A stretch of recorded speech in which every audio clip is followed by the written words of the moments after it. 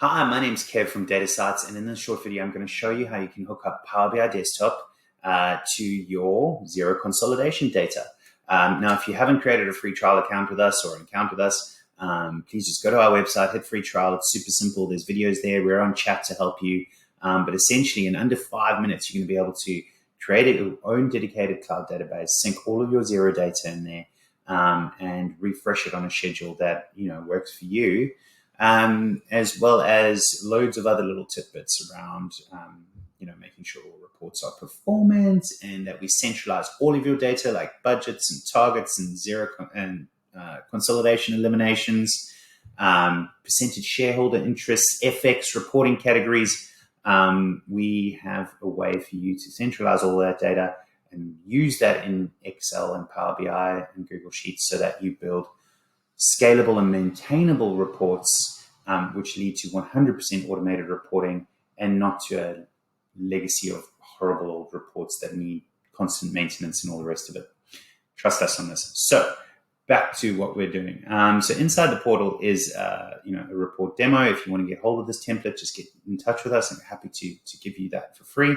We don't allow downloads from within here because we have people stealing stuff.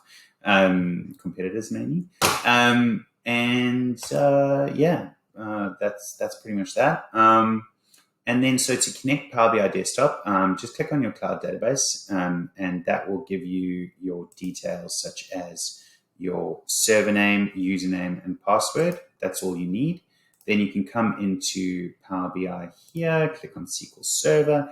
It is so important to click Direct Query. If you do anything in import mode, or if you get lazy and you pull in a little spreadsheet and you switch to mixed mode, you are doing yourself a massive disservice.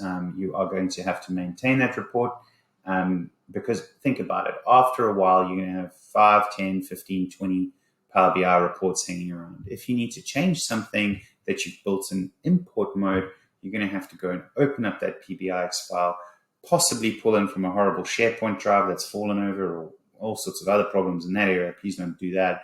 And anyway, bottom line is you can't, if you build something in import mode, you can't just flick a button and switch it to direct query. There are fundamentally different technologies behind it.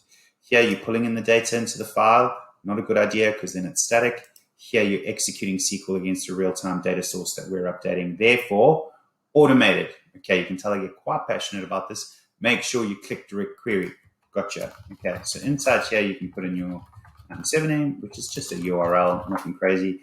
Mine's going to connect right through because it's remembered my credentials. But on the next page, select database, username, password, and you are in. So now you can go about your merry business. You can pull down some sort of SQL views, or you can pull down the raw tables. It doesn't really matter.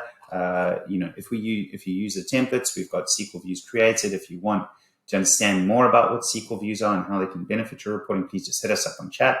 And we'll take you through it. We've got a whole bunch of templates of those that can help out. And that's it. You've now pulled in your data. You can now do your relationship building, do some visualizations, log into your PowerBI.com account and publish. And because you're in that direct query mode, any dashboards you built will be fully automated. And reports too, of course. Okay, so I hope that was informative. Any questions, anytime. Like I said, just hit us up on chat inside your data hub or on our website, email, phone call, Teams, Slack, Pigeon Carrier, whatever floats your boat. We're here to guide you to 100% report automation. Thank you for your time, and chat to you soon.